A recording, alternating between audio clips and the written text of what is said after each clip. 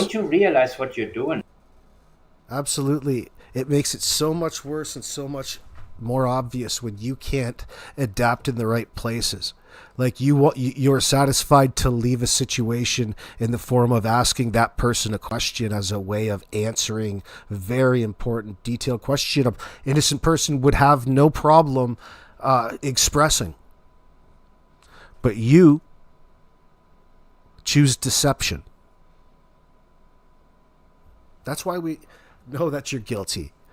That's why we know that you're covering for Daniel and for yourself and whatever it is that you guys did together at this point. It's the way the law is going to look at it. Think about all the bullshit that you told the RCMP, Janie. You spent 10 months talking about how the kids wouldn't go in the bush to begin with after pushing that narrative to police.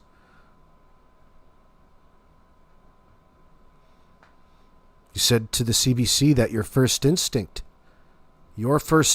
was that the kids went into the bush. And then you spent the next 10 months contradicting yourself from the get-go. Your story changes all the time. We catch it. We listen to it. Everybody knows it. We know what you said.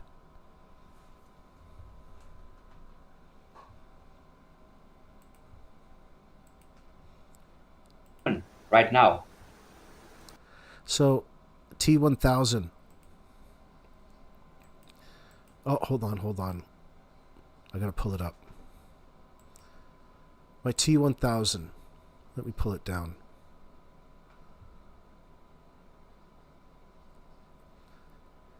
Janie's primary focus, this is after listening to her statements, by the way. A couple clusters of statements from this particular video. Janie's primary focus here is on herself and her family from being torn apart by external scrutiny, such as YouTubers and accusations. This reveals a high sensitivity to public perception and judgment, which overshadows any discussion about the missing children, who are Jack and Lily.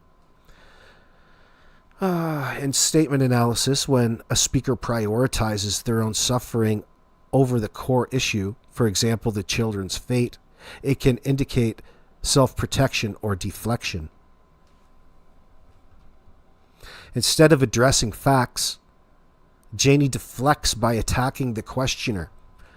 She says, "You're effing stupid," and generalizing blame to YouTubers.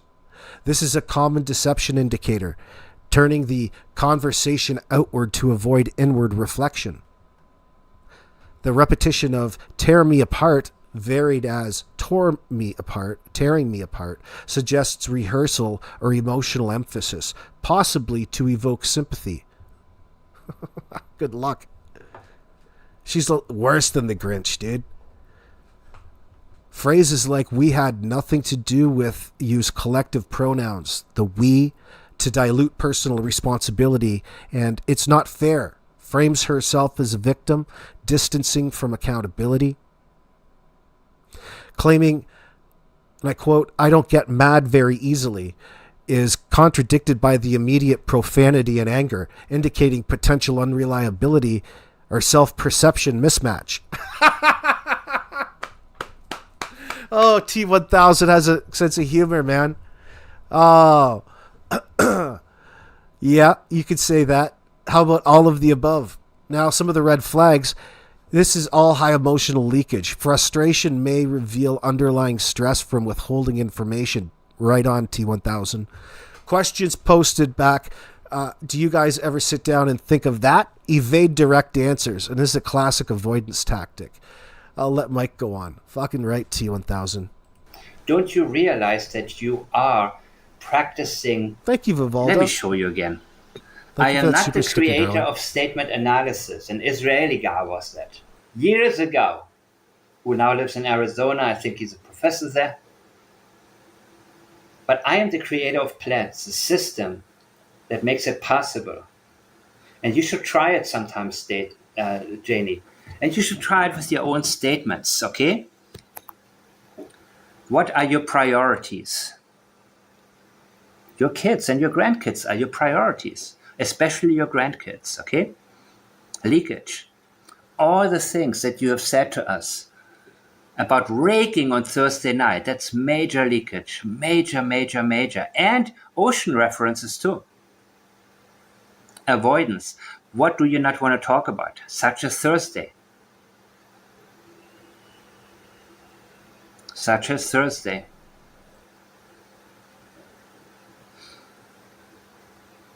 Let me ask you another thing.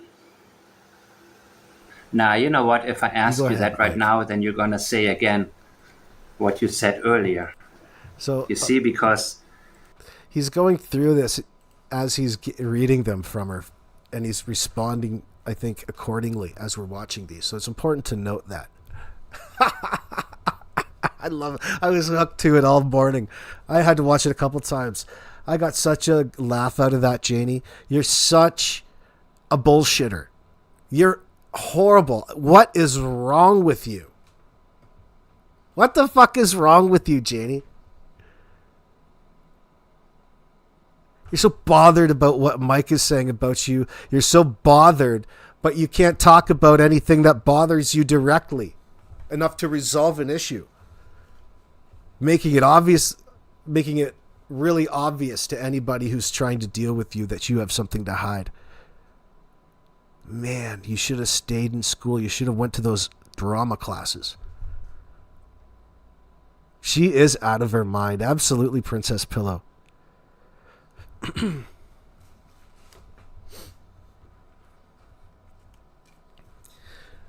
Listen. We got to keep going, man. I'm just at a loss for words. Oh my God. Where is it? Oh, you don't make me laugh here, Janie. No, it wasn't a picture of my dog. It was. That's the last of the questions I'll be answering from you, because I already told you when I was talking to you that the dog in the interview was my dog. You don't fucking listen to anything I say. You know what? Analyze this. Analyze yourself. She is fucking triggered AF. Oh, that didn't take long. You didn't even that's so funny, man. She got pretty upset over a simple question. Exactly the same thing happened at the end of the driveway to Haley and Cheryl. Funny enough, I bet. You know, we can see how you operate. Pretty much have to lie to her in order to get on with life, I would expect. She's just in a heavy layer of denial. Blames everything on Earl. That must be a pleasant relationship.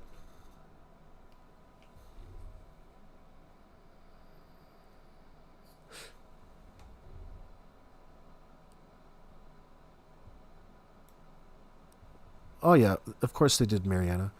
Janie's sat down for the polygraph. She's been questioned. She's a part of it. She's their alibi. Of course, she's in the paperwork. She's well part of this situation. And, of course, she wants to deflect that responsibility onto other people. You'll soon hear. Because you're fucking stupid. Mm-hmm. Okay, one. I already told you when I was talking to you that the dog in the interview was my dog. You don't fucking listen to anything I say. You know what? Analyze this. Analyze yourself, because you're fucking stupid.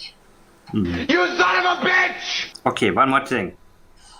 I just gave you a message. Now you're really starting to piss me off, and I don't get mad very easily. Oh, really? Now you're really starting to piss me off. That's not what we've seen, actually, on TV, you know?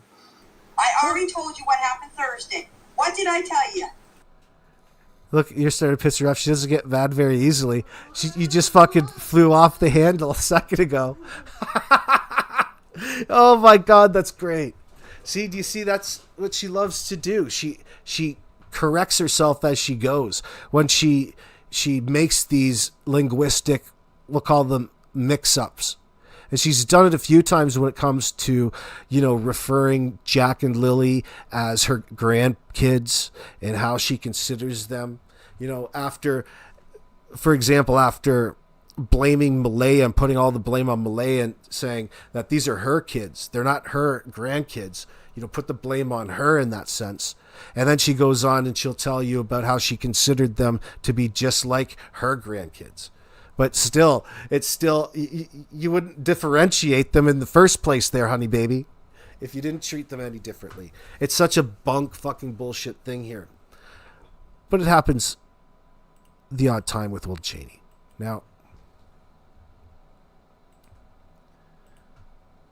the kids were outside playing, looking for bugs, and playing in the yard. Mm-hmm. Wait, there was more, right? Oh, did I miss it? Wait, one moment. Did I already play it? Justin's dog hasn't been on this. Of messages to me? 45 minutes, okay? it's got 45 minutes of messages.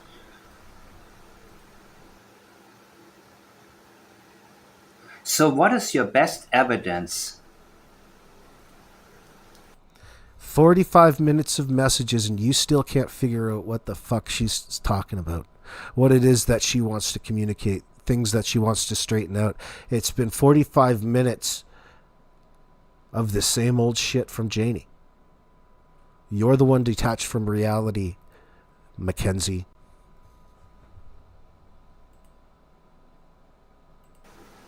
Let me ask her that. Headache time. Do you guys ever sit down and think of that? No, you don't, as long as you guys have followers and be big, think you're being big, important people. I think what I'm doing is important. You guys think you're big and important? Well, I guess we do. I guess if that's the way you want to look at it.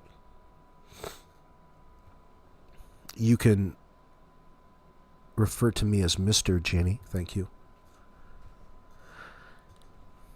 Finally, some respect around here.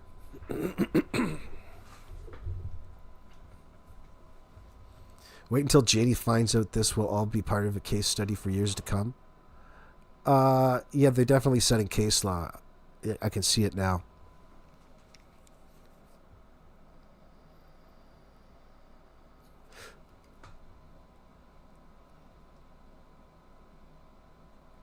Just like the kids have names, Tammy Worley. Use them, Janie. Oh, Lord, Crimea River hears tissue. Poor Janie. I'm doing it because it is important. So it's not helping you to allege, or to try. So it's amazing. It's amazing how she minimizes the situation at hand at any point in time. Just by, taking the limelight away and making it look like it's just all an attack, an unrealistic and unreasonable attack against her and her family. She's desperate to be perceived as a victim in all of this. It's very difficult to take back what's already been portrayed through the media at this point in time. You're already on record in that sense, Janie. People are already and only see you a certain way in this circumstance, no matter how great your heart is. Is that what you tell the boys on the Facebook dating app that you're on with Daniel? Maybe you guys come as a pair, as a team.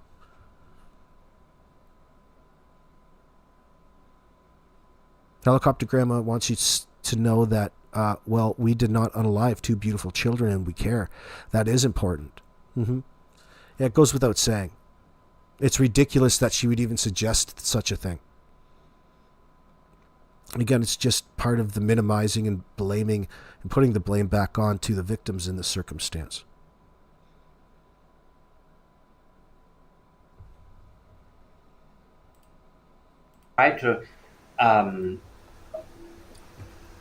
When people try to tell you what your intentions are, okay, that's a form of avoidance as well, unless they have first pointed out some inconsistencies, whatever it is that you're talking about, they're not being everything correct. If, in other words, somebody analyzed you properly and found a reason to stop and say, wait a minute, what are you doing right now?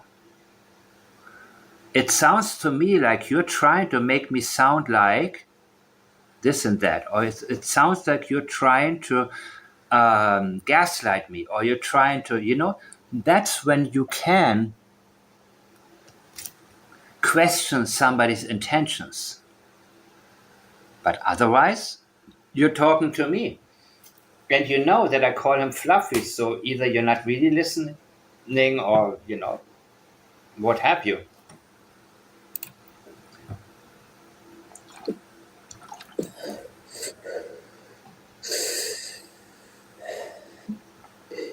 It just breaks my heart that the kids are going through this. Jack and Lily don't know what's going on. Where are they? What do you mean? What do you mean, Janie? Okay? Tell me.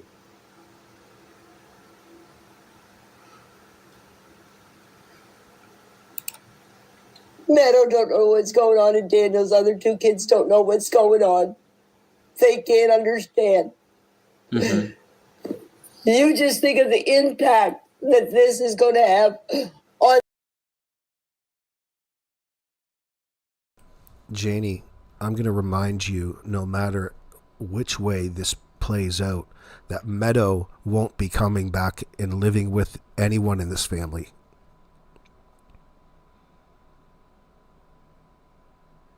It certainly won't be Daniel's side of it.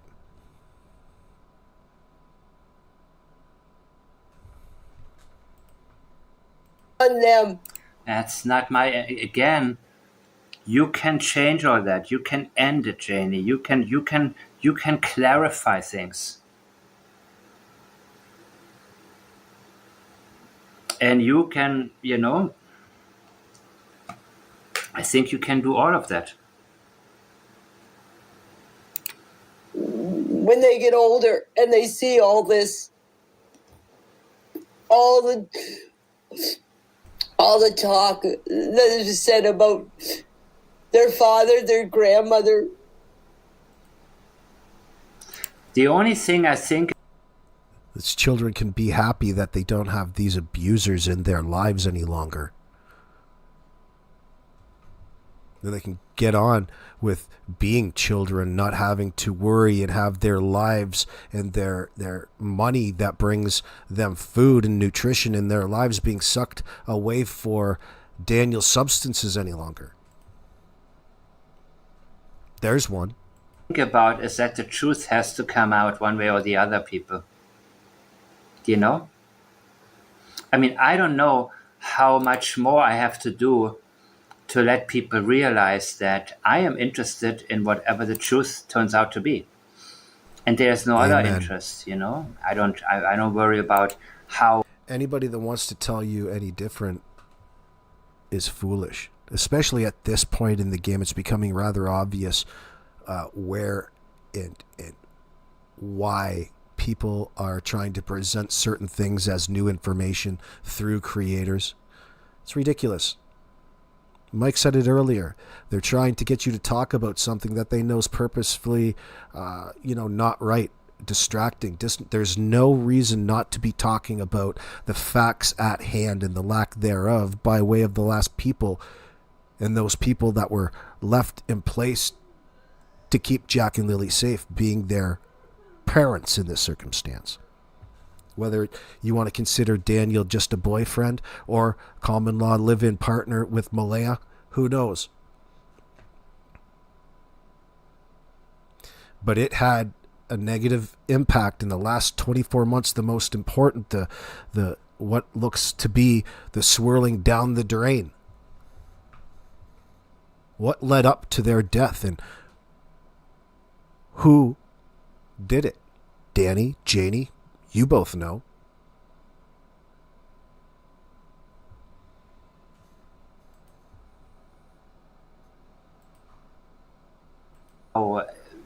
How many people want it to be the truth, or what people want to think, or how many people now want to focus only on Daniel and what Malaya accused him of doing. None of this is important to me. I don't have. This is, this is not what I'm doing, people. That's not what I'm doing at all. But for some reason, It's nobody's problem out there that their story is bullshit, unacceptable when it comes to two children missing, and they don't think any of the usual information that's just procedure in that sense is relevant to the case, up to and including an accurate depiction of what it was they were wearing or what they were doing at any one particular point in time. This reeks.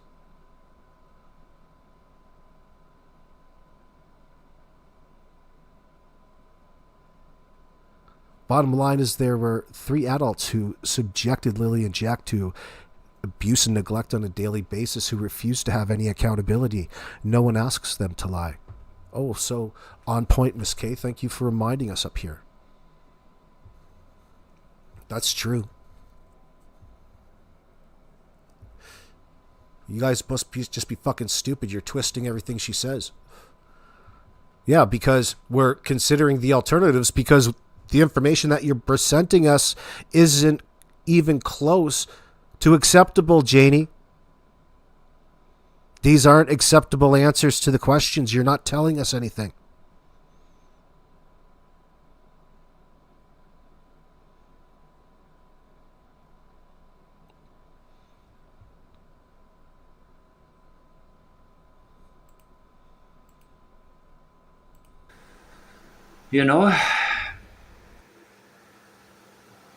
Oh my God. Come on, Janie.